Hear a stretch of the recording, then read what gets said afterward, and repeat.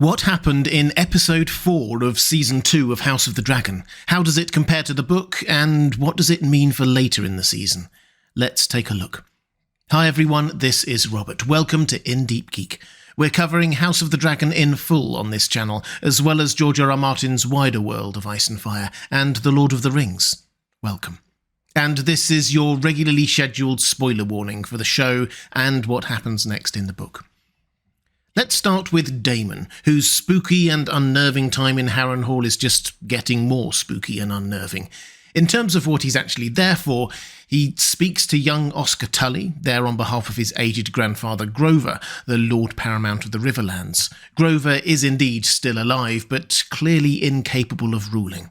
Still, Oscar refuses to assume any of his powers or, understandably, kill him, as Damon suggests, so Damon won't get any help from there.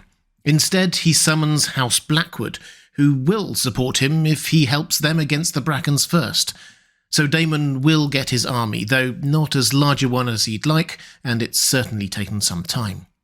But of course, the main thing about what happens to him there this episode is more about those dreams and visions. A few different ones this time. He again sees young Rhaenyra as she sits on the Iron Throne, which reminds us that the first time we were introduced to him back in Season 1, he was rather insolently sitting on the Iron Throne while she walked in towards him. Now the roles are reversed. "You created me. Now you're intent on destroying me," she says, and "Viserys loved me more than you." That last part seems to hurt him the most, so he decapitates her. Like last week, this very much feels like his conscience at work. He also has another nocturnal wander around the halls of Harrenhal, this time following someone who looks like Aemond, but is him?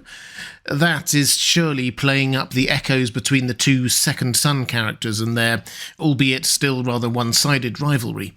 Oh, and he also later sees Laena, his long-dead second wife and mother of Baela and Rhaena, and has some pretty startling memory losses, or jumps forward in time. He doesn't always seem certain of who he is talking to or why. It is perhaps enough to make him question his sanity. Thankfully, in this episode, we start to get some kind of explanations, courtesy of Alice Rivers. Keep an eye out for a video on her soon. She explains how the castle is cursed. When building it, Harren the Black had a grove of weirwood trees cut down and used in its construction. Even the bed that Damon has been sleeping in is made from weirwood. So this, or at least much of this, is the magic of the old gods at work, the kind of magic Bran is involved in the main A Song of Ice and Fire story. And there's also a parallel to Jaime here. He sleeps one night resting his head on the stump of a weirwood tree from a grove that had been chopped down, and has a dream that feels kind of similar to what Damon is experiencing here. Wandering in the dark with a sword, his family come back from the dead, accusations about things that weigh on his conscience, being told of his death. Damon, it seems, is also having weirwood dreams. And Alice Rivers seems to know what he is dreaming of, talking to him of a quarrel with his wife and whether he is going to make a claim for the throne himself.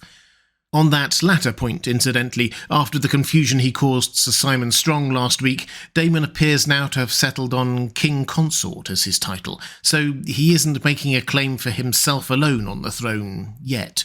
But keep an eye on the echoes they keep pushing with Aemond and what he does later in this episode. The writers here want us to keep having questions about both of their motivations and ambitions. Meanwhile, on Dragonstone, the Black Council is growing restless. They haven't heard from Damon, so don't know what he's up to. There's a green army on the move, but their intelligence is patchy at best. And worst of all, Rhaenyra has disappeared without a word of where she has gone or when she will return, and not left anyone in charge with the power to make decisions in her absence. I've mentioned a few times about how Team Green being at each other's throats has cost them the initiative in this war, but Team Black are here similarly paralysed and unable to do anything. As much as we may sympathise with Rhaenyra's reasons for not pressing ahead with the war, her leave of absence apparently without telling anyone about it was pretty extraordinary. Also, we haven't really talked about the makeup of the Black Council before, but it's worth taking a brief note of the person doing most of the grumbling here, Sir Alfred Broom. He plays an important role later in the book, and probably also therefore on the show.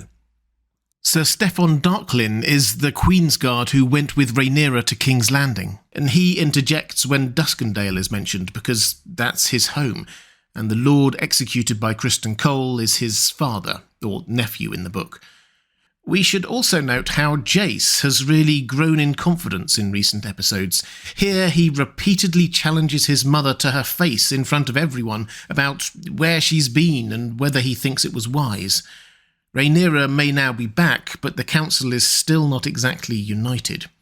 Anyway, she does return and finally feels that she has exhausted the options for peace, so she is ready to start ordering a bit of war, in particular to fly to the rescue of Rook's Rest, the next castle in Criston Cole's sights. We'll get on to why he chose that in a moment, because the question Team Black concern themselves with is who should go. Rhaenyra doesn't want to send Jace, partly because he is young and inexperienced, and also, it seems, because of Aegon's dream, the Song of Ice and Fire.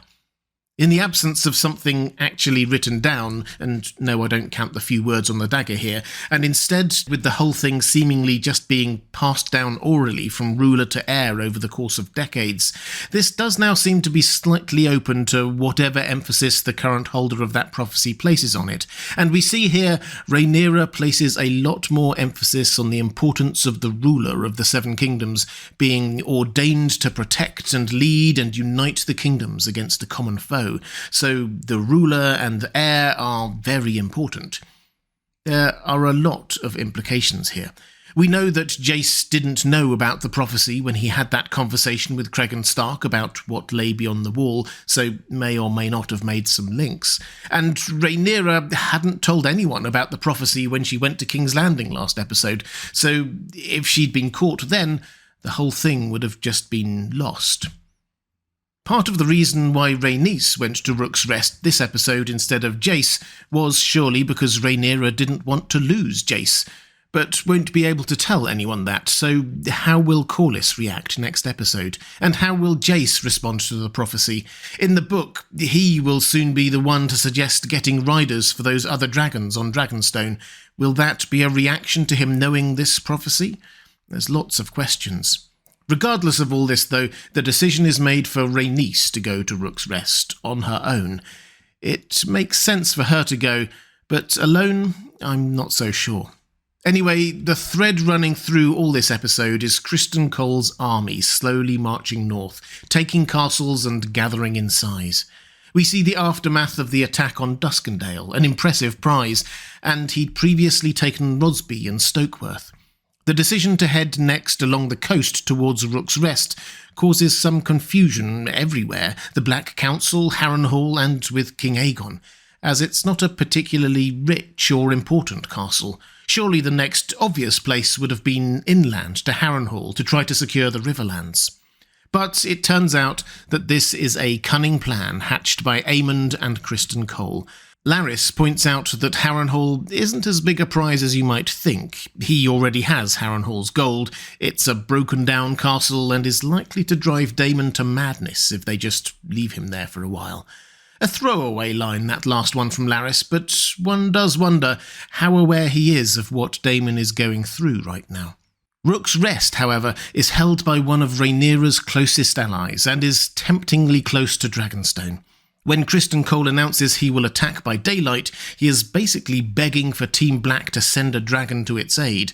Aemond will hide in wait on Vhagar and launch a sneak attack on that dragon. Vhagar has already taken out one of Team Black's dragons one-on-one, so surely they can do it again. It's a high-risk plan, and one that all but guarantees that lots of Criston Cole's own troops will die from dragonfire before Vhagar arrives, but I suppose it might have worked. Fire and Blood thinks it would have been a bit of a close-run thing. We're told that against Vhagar alone, she, Rhaenys, might have had some chance, but the show seems to have made Vhagar even bigger and more ferocious, so perhaps not. But we never get to see what might have happened, because Aegon turns up on Sunfire. In the book, him being there seems to have been a part of the plan, but here it's not, although everything we've learned about Aegon does make it completely understandable. It transpires that Criston Cole and Aemond have been acting completely without Aegon's authority all this time, going behind Aegon's back and prosecuting the war how they want to. Aemond then proceeds to show Aegon up in front of everyone. Most of the Green Council probably won't have followed the exchange in High Valyrian, well, Grand Maester Orwell will have, but all will have seen the shift in power. And when Aegon does then try to stay engaged with the war effort, he quickly gets bored. Asking his mother's advice, he basically gets told to shut up and let his betters take control of the war effort, hence him drinking and riding his dragon to war. If his family had known him any better, they would have known that belittling him, ignoring him and insulting him was not the best way to stop him from doing something. Which brings us to the Battle of Rook's Rest itself. There have been occasional critiques of House of the Dragon last season and this, that key points where the characters took strong actions in the book have been switched to misunderstandings or accidents on the show, but definitely not this time. This is Aemond clearly betraying his brother the king. First, there was the planning behind his back. Then, when he sees Sunfire flying overhead, he tells Vhagar to wait, leaving Aegon and Rhaenys to battle alone for a while rather than help out. Then, when he does join the fray, he instructs Vhagar to breathe fire at both of them. I suppose we may later get an explanation that if Vhagar and Sunfire had arrived at the same time, Rhaenys would have just turned around and flown back, and Aemond had to do something to stop Meleys from taking down Sunfire, but what we see is pretty damning. Remember what I said earlier about Daemon. They want us wondering whether both of these men secretly want the throne for themselves. We should give a quick hat tip to Rhaenys here, though. They made a few changes to her character from the book, but I thought Eve Best did a wonderful job with her, and after Sunfire had been defeated, Rhaenys could have flown back to Dragonstone. Meleys is almost certainly faster than Vhagar, who is fierce but slow. But no, Rhaenys turned back. She knew that the real threat was Vhagar, and knew that she could effectively end the war in one moment by taking her out. Rhaenys, the queen who never was, but a queen to the end. We should also note Criston Cole's attitude here. We can see how annoyed he is by Aemond not arriving when he should have, and when he comes round, he immediately tries to find the king, and falls to his knees when he sees what has happened. Might we see some contrition from him? We'll see. We also see the horrors of war once more, particularly when dragons get involved, bodies turned to ash and the like. Rhaenyra was clearly right to try to delay this for as long as possible, something we get a reminder of when Aemond picks up that dagger with the prophecy on it. That has survived the fall and the fire, though Sunfire seems barely alive. As for Aegon, well, Aegon was wearing that Valyrian steel armour, remember. It doesn't just look good, it seems almost undamaged in the crash. That may well be the thing which saves his life. What else? There's Alicent and that tansy tea for getting rid of unwanted pregnancies, personally made by the Grand Maester, pretending it's for a serving girl, drinking it in the room where she slept with Criston Cole. The echoes of Rhaenyra are strong here. Larys, of course, sees the bottle when visiting Alicent later, and digs into her feelings for Criston Cole, what she is reading, how she feels about Viserys choosing Aegon. We're left to wonder how many of her conversations this season he has listened in on, or his spies have, but she is getting better at giving him vague answers. We can probably also expect her sudden interest in history to play out later. Is she trying to work out what the Song of Ice and Fire is? And Aegon saying he didn't destroy the history books also feels a little foreshadowy, unfortunately. Finally, we have that meeting between Rhaenys and Alan. It is not said explicitly here, but it's pretty obvious from their conversation that she knows that he is Corlys's bastard son, and now Corlys knows that she knows, or knew. Rhaenys will be missed. If you'd like to see more videos like this, breaking down the story of House of the Dragon and the Dance of the Dragons, there's a playlist appearing now on the left of your screen.